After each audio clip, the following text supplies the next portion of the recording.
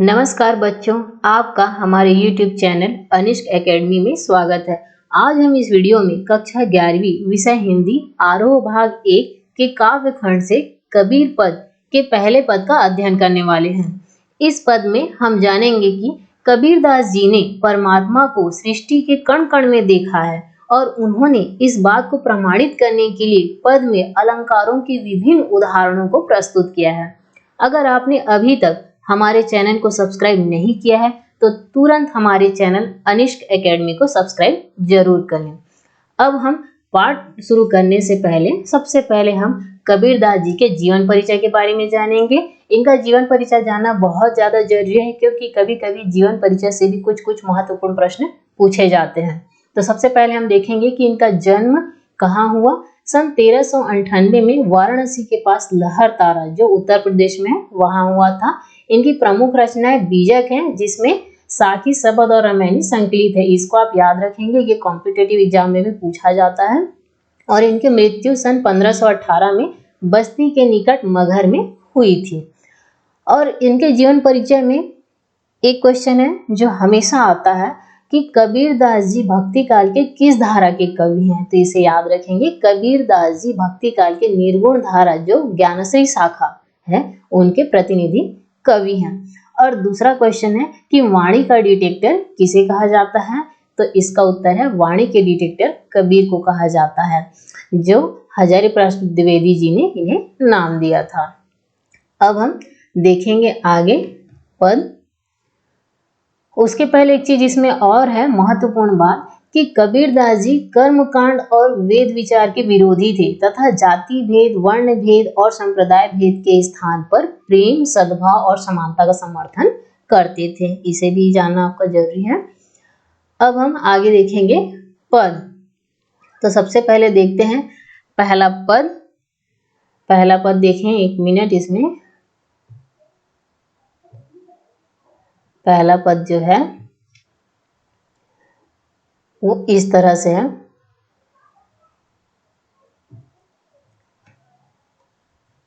देखिए, हम तो एक एक करी जाना, दोई कहे तिन्ही को, दो जग जिन नाहिन पहचाना।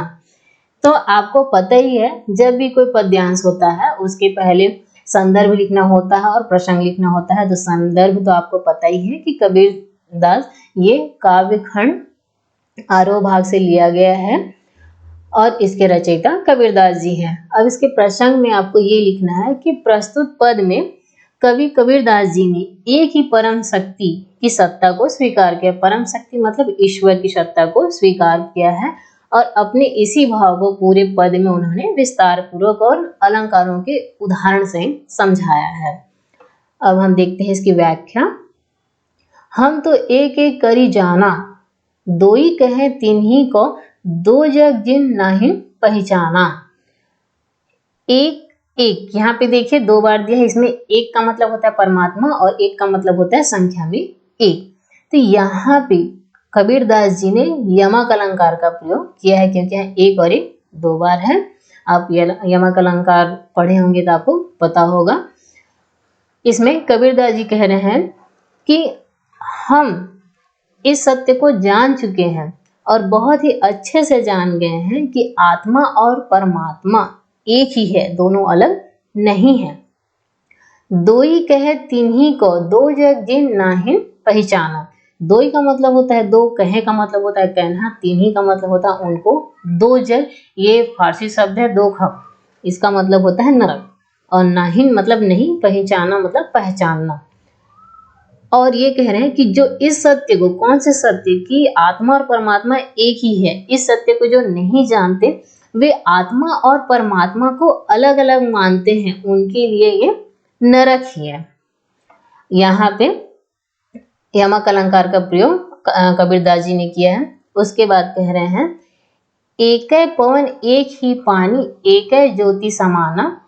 एक मतलब एक, पवन का मतलब वायु होता है, पानी का मतलब जल, ज्योति का मतलब होता है प्रकाश, समाना मतलब व्याप्त, व्यापक।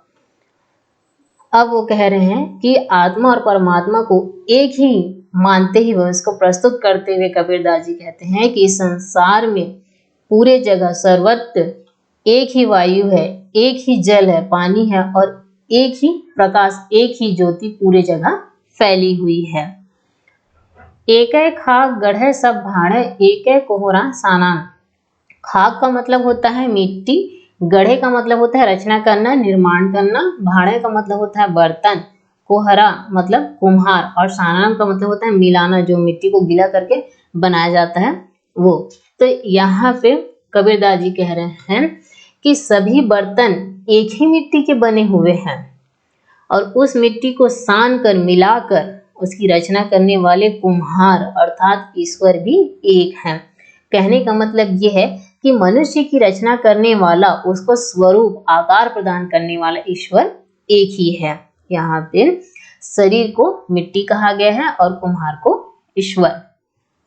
जैसे बाढ़ी काष्ठ ही काटे, अग्नि न काटे कोई, सब घटी अंतरी तुम ही व्यापक, धरे स्वरूप सोई। बाढ़ी का अर्थ होता है बढ़ई, काष्ठ का मतलब होता है लकड़ी, काटे का मतलब होता है काटना, अग्नि का मतलब होता है आग, और यहाँ पे घटी, घट का अर्थ होता है घड़ा, पिंड, शरीर या हृदय, लेकिन इस पंक्ति में यहाँ पे घटी का मतलब है शरीर, अंतरी का मतलब है भीतर, व्यापक मतलब फैला हुआ, और स्वरूप मतलब स्वरूप। ये इस पंक्ति में कबीरदास जी कहते हैं कि जिस तरह एक बढ़ई लकड़ी को काट सकता है लेकिन उसमें जलने वाली आग को नहीं काट सकता।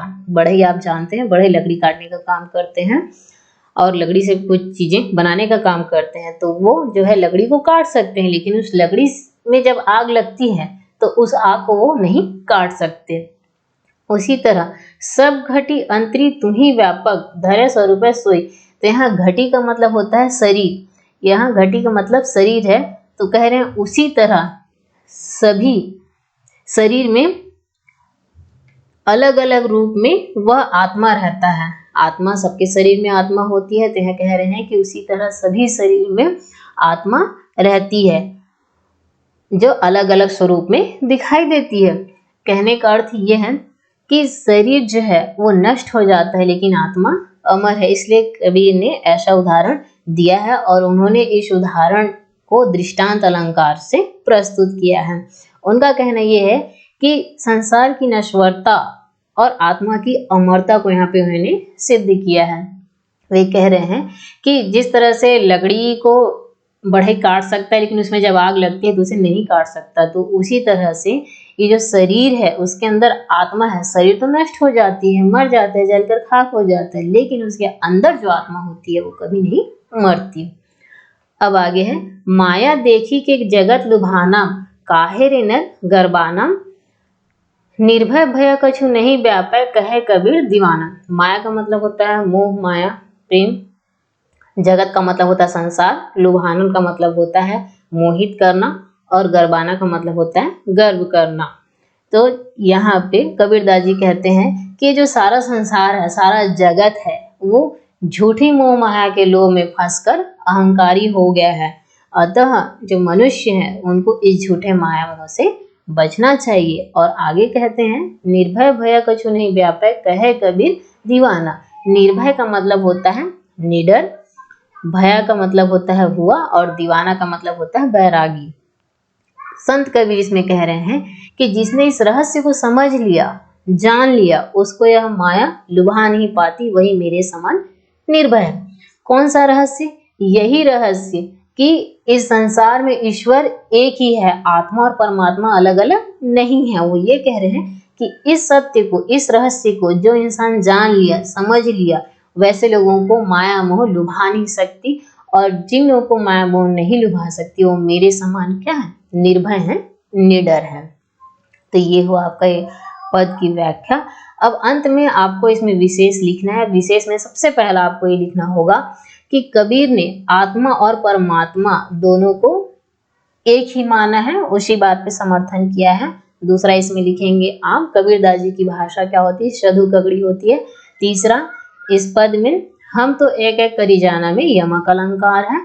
और फिर चौथा लिखेंगे शांत रस का प्रयोग किया गया है। उसके बाद पांचवा आप लिखेंगे यहाँ, जैसे बाढ़ी काष्ठ ही काटे अग्नि न काटे कोई। यहाँ पे कबीरदास जी ने दृष्टांत अलंकार का प्रयोग किया है।